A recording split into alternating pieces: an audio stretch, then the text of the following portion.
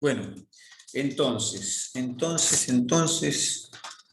escucho nada, ahí está. Piripí.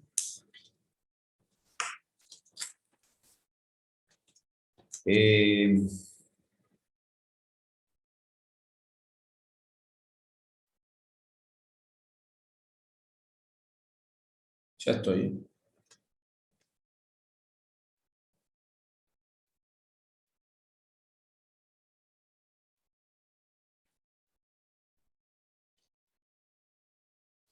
Bueno, decía entonces que, no sé en qué estábamos. Estábamos diciendo que el corazón, sí, la hipertrofia ventricular.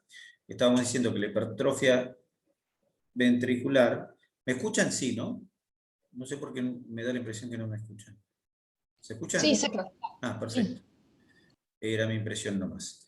Entonces, la hipertrofia del ventrículo es el preludio de la insuficiencia cardíaca. Porque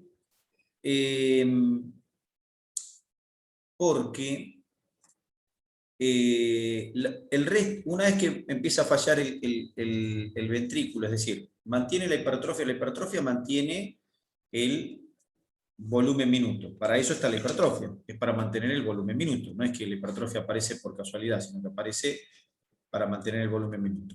Bueno, en ese mantener el volumen minuto llega un momento en que la sobrecarga que se va produciendo en ese ventrículo lo va empezando a dilatar. ¿Por qué? Porque en la medida que no pueda expulsar, ya sea porque tiene una presión, una poscarga intensa, o ya sea porque se está acumulando demasiada sangre por la precarga, cualquiera de los dos casos, el corazón va a empezar a dilatarse.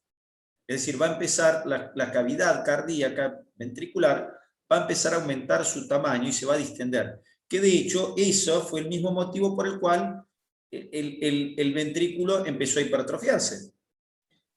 Se empezó a hipertrofiar porque se empezó a dilatar. Es decir, porque había más volumen adentro por una sobrecarga de volumen o sobrecarga de presión para salir. Ese fue el estímulo. Bueno, ese mismo estímulo es el estímulo que hace que haya un volumen de fin de sístole, o sea, el volumen que queda en el residuo dentro del ventrículo, a la larga es cada vez mayor. Entonces, no sé, hoy, en vez de quedar dentro de la cavidad ventricular 50 mililitros, quedan 52. De acá a una semana, en vez de quedar 52, quedan 54. De acá y así va pasando el tiempo. Es decir, que van quedando cada vez más mililitros. Eso se traduce en una distensión mayor y una hipertrofia mayor, hasta que llega un punto que las fibras están tan estiradas que la ley de Frank-Starling ya no sirve. Pasa exactamente lo contrario. Una vez que la fibra se estiró demasiado, se pierde capacidad de contractilidad. O sea que me estiro hasta acá y contraigo con fuerza, pero si ya me estiro un poquito más, ya no tengo capacidad contractil. Y eso es lo que pasa con la hipertrofia. Es decir, llega un punto en que la capacidad de contracción se pierde. Es decir, se pierde la capacidad esa capacidad de generar una mayor presión, se pierde. Por cierto, una cosa más pasa, que yo no les conté y que ahora me acordé en este instante, y es la siguiente. Yo les dije, se activan genes para fabricar proteínas, pero durante la hipertrofia ventricular, pero no solo se activan genes de proteína contráctil fetal, sino que se activan genes que fabrican proteínas amorfas que se depositan en el intersticio. Y las proteínas amorfas en ningún tejido cumplen función, pero ocupan lugar y le quitan funcionalidad al tejido. O sea que si yo pongo esas proteínas amorfas de cualquier clase, se llaman amiloides, esas proteínas amiloides, en cualquier tejido, nunca son buenas. Nunca. ¿Está bien? ¿Por qué? Porque ocupan un lugar que no debieran ocupar de tejido funcionante y le quitan a ese tejido funcionante estructura, por supuesto, le cambian el volumen y le cambian la forma. Entonces eso le saca funcionalidad. Y a este tejido le pasa lo mismo. Esta hipertrofia, a diferencia de la hipertrofia fisiológica que se produce por el ejercicio, la diferencia está en que en esa hipertrofia no hay activación de genes fetales y no hay activación de genes de proteína de depósito, que sí pasa en la hipertrofia patológica. Bien, entonces, por un lado tengo que el corazón empieza a estirarse. Ya cuando se estira el corazón, ya a un punto máximo, a eso ya no se le llama hipertrofia ventricular, sino que se le llama dilatación ventricular. ¿Está bien? Y la dilatación viene aparejada con una pérdida de contractilidad. Pero hay que aclarar que mientras se va desarrollando la insuficiencia cardíaca, vienen a la par los otros mecanismos compensadores. Y entonces aparece que cuando empieza a caer la presión de perfusión en los tejidos, porque la hipertrofia ventricular no es suficiente para mantener la presión, aparece un empeoramiento por un mecanismo que se venía desarrollando para mantener la presión. ¿El mecanismo cuál era? Retención de agua y sodio, por estimulación del sistema renina-angiotensina-aldosterona. Ese mecanismo le ayudaba al corazón, mientras estaba hipertrófico, para tratar de mantener los volúmenes, le ayudaba al corazón para mantener las presiones de perfusión. Pero le retenía sodio y agua, y cuando el corazón se empieza a dilatar y no puede contraerse bien, ese mecanismo empeora, porque sigue sin llegarle sangre bien al riñón, pero el riñón le sigue fabricando renina-angiotensina-aldosterona y le sigue reteniendo sodio y agua y le aumenta la precarga al ventrículo, lo que lo empeora. O sea que el mecanismo compensador se empeoró. ¿Se entendió lo que quise decir o lo que dije o no? A ver, lo digo más lento, porque por ahí para usted, para mí eso es como decir, hola, ¿qué tal? Y para ustedes es una cosa que por ahí es muy nueva. Digo, el ventrículo se va dilatando. Y entonces cuando se va dilatando, en la medida que se va dilatando, va teniendo menor posibilidad de mantener el volumen minuto. Eso se traduce en que los órganos le reciben menos sangre. Están recibiendo menos sangre. Los riñones son órganos. Eso lo sabemos, por supuesto. Los riñones son órganos, reciben menos sangre. Pero el riñón tiene una característica. Cuando recibe menos sangre, interpreta que la presión de todo el sistema cayó y fabrica renina. Y la renina trae aparejada la producción de angiotensina y aldosterona, que traen como consecuencia un aumento de la presión y una retención de sodio y agua. Pero cuando el corazón se está haciendo insuficiente, porque ya llega un momento que se va distendiendo y ya su hipertrofia se va haciendo menos eficaz, eso le genera una sobrecarga de volumen porque le estamos reteniendo sodio y agua. Y además le aumentamos la presión y eso le genera le aumenta la precarga y un aumento de poscarga. O sea que empeora la situación. O sea que el mecanismo de compensación que estaba destinado a ayudar a mantener la perfusión y la presión, ese mismo mecanismo hace que el corazón, que está hipertrófico y se va dilatando, se dilate más y se le dificulte más la tarea.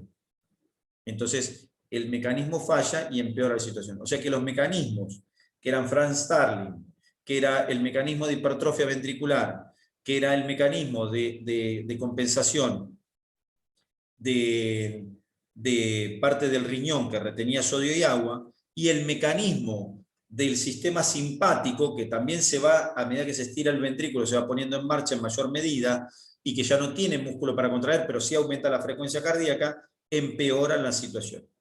Es decir, que los mismos mecanismos que se usaban para solucionar el problema, empeoran el problema.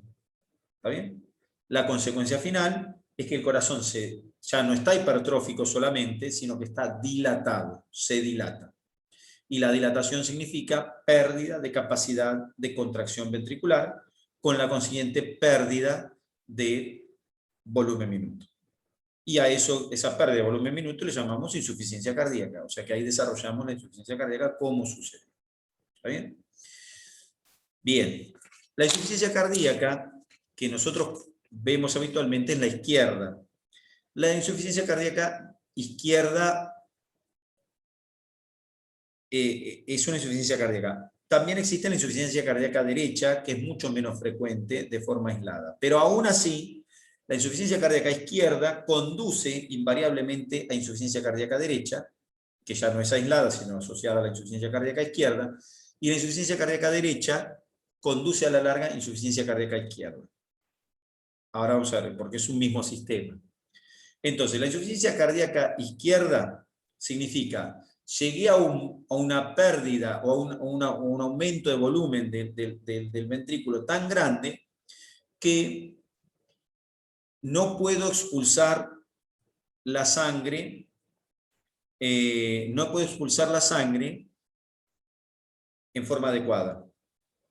Eso pasa en el ventrículo izquierdo. Quiere decir que voy a tener un problema anterógrado al corazón, por delante del corazón. ¿Cuál va a ser el problema? Los órganos no están irrigados. Es un problema de la insuficiencia cardíaca.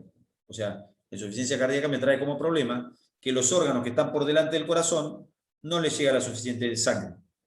¿Por qué? Porque eso se llama insuficiencia cardíaca por todo lo que habíamos contado antes. Es decir, todo lo que contamos llegó a que el corazón no lanza la sangre que tiene que lanzar. Conclusión, yo soy una célula que está parada en un intestino y digo, ¿y dónde está mi sangre? ¿Dónde llega mi sangre? Llega poquita, las canillas están medio cerradas. Bueno, es porque la sangre justamente no está llegando porque el corazón no está cumpliendo con su función. Entonces, la insuficiencia cardíaca izquierda se acompaña de falla anterógrada o de trastorno anterógrado. Pero, como la sangre no está llegando a los tejidos, el corazón la está acumulando. Pero si se acumula en el ventrículo izquierdo, también se acumula en la aurícula izquierda.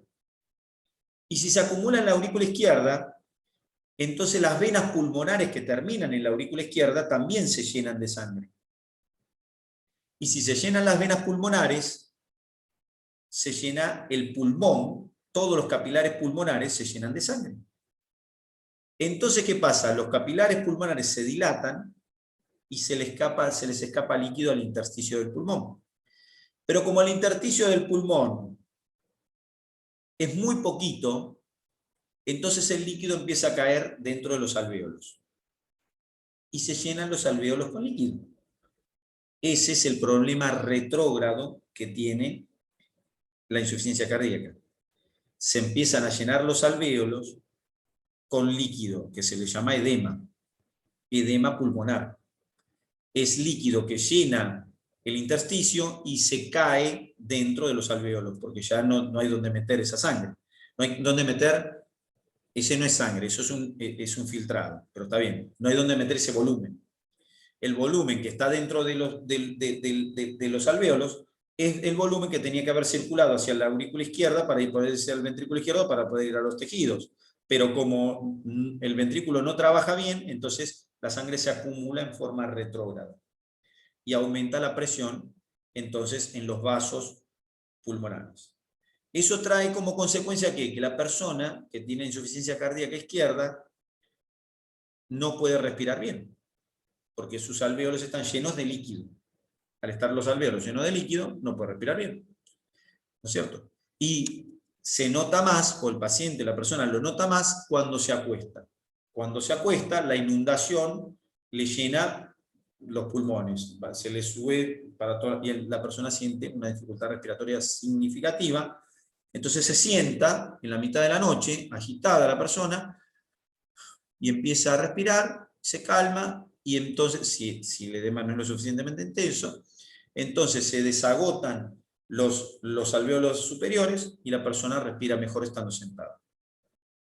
Pero lo que está pasando ahí es que hay edema en el pulmón porque el agua se salió de la sangre, porque la sangre no circula y aumentó la presión de los capilares pulmonares.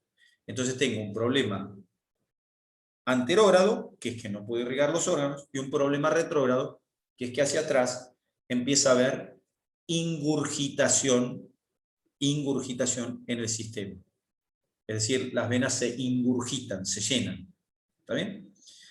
Se llenan las venas pulmonares. Si el proceso persiste, las arterias pulmonares que traen la sangre del ventrículo derecho, las arterias pulmonares empiezan también a congestionarse. Entonces el ventrículo derecho empieza a hipertrofiarse y a fallar también. ¿Por qué? Porque tiene que luchar contra una presión de una arteria pulmonar que ahora está muy aumentada. El ventrículo derecho está acostumbrado a lidiar con presiones casi de cero, pero si uno lo empieza a hacer para producir aumento en la arteria pulmonar, entonces el ventrículo tiene que lidiar contra una poscarga de ese ventrículo intensa, y entonces se empieza a hipertrofiar también el ventrículo derecho, y a la larga se produce falla del ventrículo derecho igual que la del izquierdo. Y en ese sentido, al fallar el ventrículo derecho, entonces ya tengo una falla de ventrículo izquierdo y de ventrículo derecho, una falla de ambos corazones. Eso me trae aparejado que la aurícula derecha también se dilata, que está arriba del ventrículo, y eso trae aparejado que las venas que desembocan en el ventrículo derecho se empiezan también a ingurgitar. ¿Cuáles son las venas? La vena cava superior y la vena cava inferior. Y si las venas cava se empiezan a ingurgitar, yo las puedo ver las venas yugulares, se empiezan a llenar las venas yugulares, y las puedo ver. Y además puedo ver la congestión venosa en el hígado, que está justo antes de la entrada de la vena cava inferior al diafragma, al tórax. Entonces el hígado también se me aumenta de tamaño, se me ingurgita el hígado. Y se me empiezan a ingurgitar todos los órganos del tubo digestivo. Y entonces tengo toda una congestión, y esa congestión se traduce en que la vena cava también no puede tomar la sangre, y se empiezan a congestionar los miembros inferiores, y se les escapa líquidos a todos. A todos. Entonces empezó a haber edema. Se empieza a escapar líquido de los vasos sanguíneos de las piernas, tengo edema en el miembro inferior, en el abdomen tengo ascitis, en el tórax puedo tener derrame pleural, es decir, voy a tener líquido excedente en el sistema venoso que no puede ir hasta el corazón porque el ventrículo no tiene la capacidad, el izquierdo ni el derecho ahora, la capacidad de bombearlo. Entonces tengo una falla anterógrada. Entonces la falla anterógrada del ventrículo izquierdo se traduce en falla del ventrículo derecho. Y la falla anterógrada, la falla del ventrículo derecho se traduce en falla retrógrada, que es la ingurgitación venosa colectiva general. Por lo tanto, la insuficiencia cardíaca tiene eso, tiene toda una congestión, la insuficiencia cardíaca global tiene una congestión y un edema generalizados. Y además, un sufrimiento de todos los órganos porque no tienen la irrigación adecuada. ¿De acuerdo? Bueno, hoy acá llego, son las 14 y tengo que irme porque me habían mandado un mensaje y tengo que hacer una cosa que me había olvidado. En realidad tenía que hacer una cosa a la tarde y había otra que me había olvidado, la tengo que sumar. Entonces, bueno, hasta acá llegamos hoy y seguimos el miércoles. Para el miércoles, tratemos de solucionar el tema del parcial para saber qué día es, para tener una noción. ¿De acuerdo? Muy bien, gentes, nos vemos el miércoles. Que tengan un buen fin de semana, buen Día del Padre. Chao, profe, gracias. Chau, chau.